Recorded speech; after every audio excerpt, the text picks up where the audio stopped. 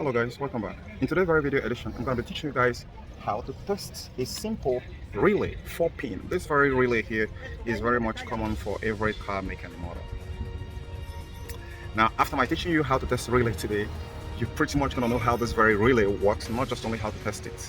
Now, the first thing I'm going to be starting with here on teaching you how to test a relay is simply a switch, but that switch is only controlled by a circuit that is being engineered to create a trigger.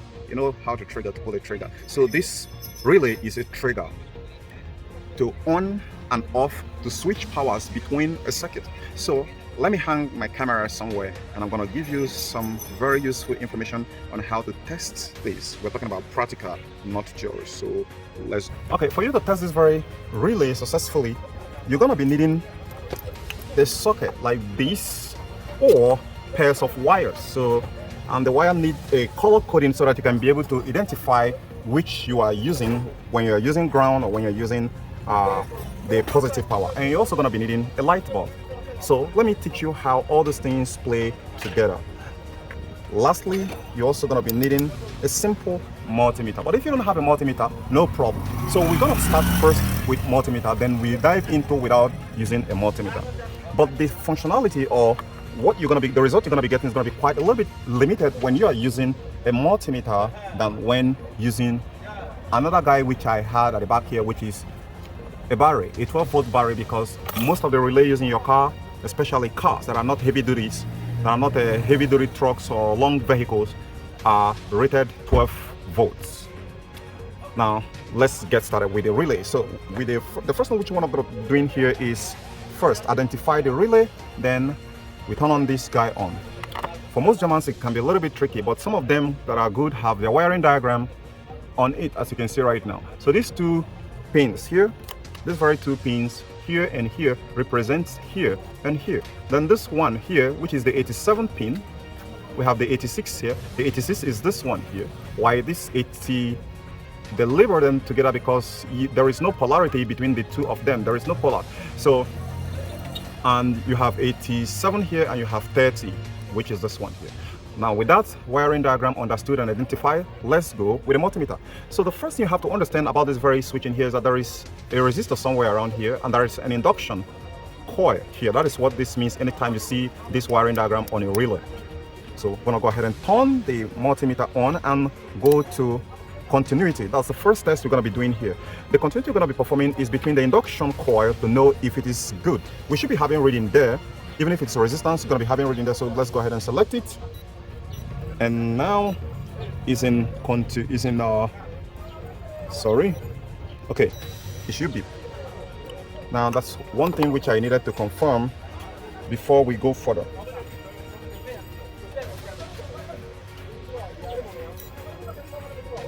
Just a moment.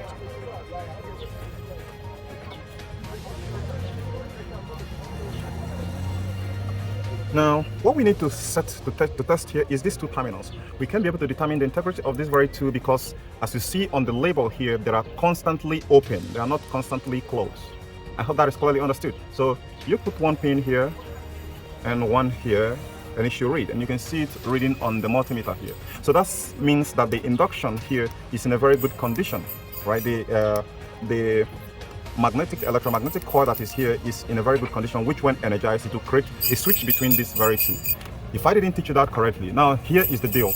When power, 12 volts power, is applied between here and here, it will automatically energize the electromagnetic coil that is here, and these two poles we force these two to close. So let's go into practical, and that is where this guy is going to be out of this equation.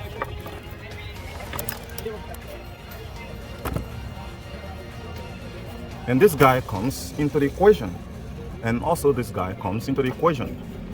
So let me position it very well so you guys can see it. So you have the positive here and the negative here.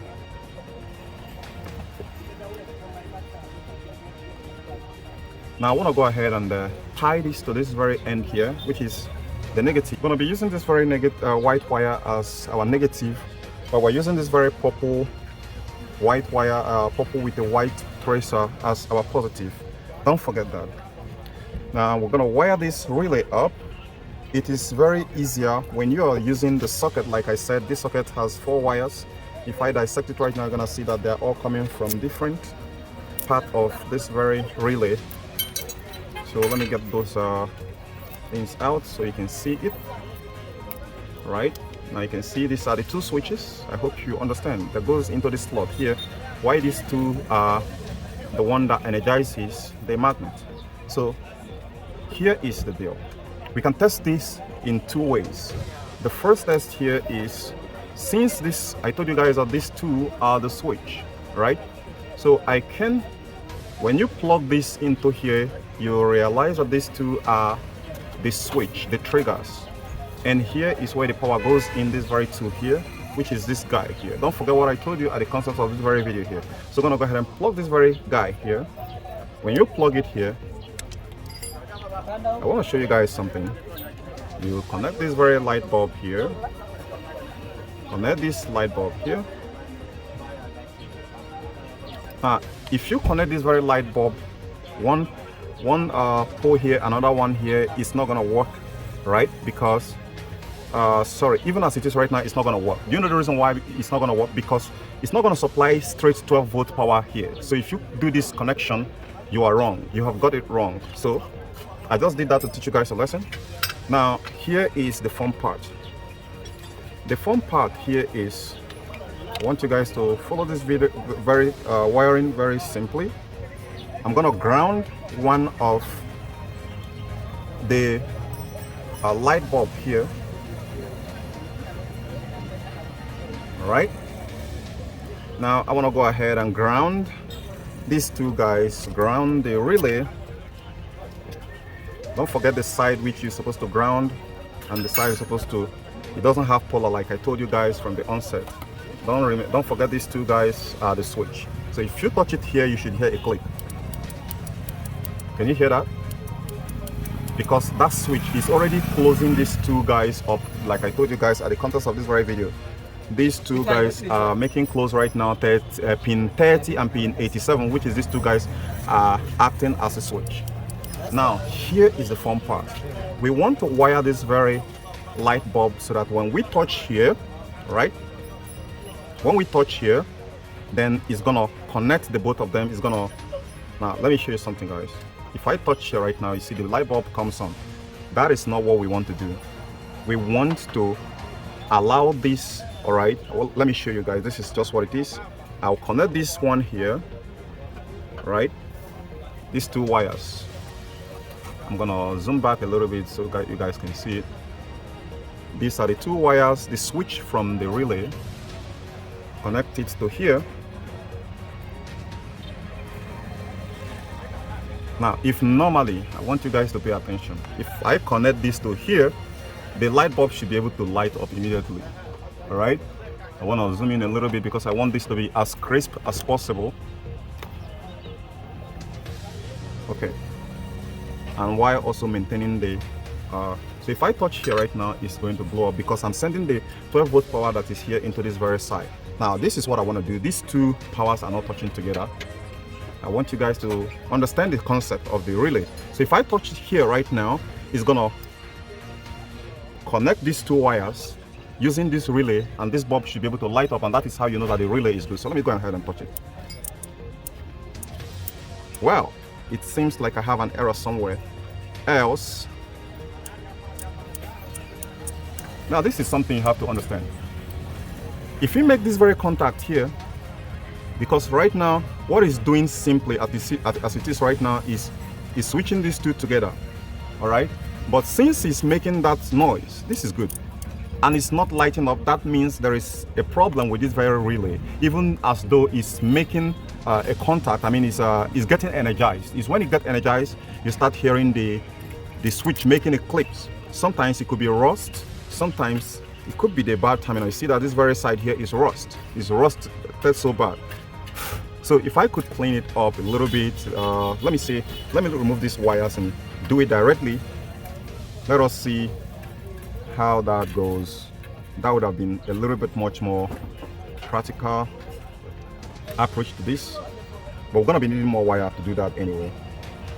We're gonna be needing more wire because first thing first here, I want to show you guys something, because we need to route these two here, right? As soon as we route it here, then we're going to route another one into here. We need to route another one into here for it to work, right? Because this two has to be the one to close this two switch before they will light up. That is what I'm trying to explain to you. That is how a good relay should work. It doesn't end up that when you are testing it like this and it makes that sound that the relay is good. No, this one is making this very sound, right? But we can't be able to tell if this switch is really making the right contact right there. If the contact there is dirty, if it is corroded, that's going to cause it to make this sound, but it's actually not going to make the switching which it's actually supposed to do. I hope you find this very helpful. I'll see you guys later. Bye for now.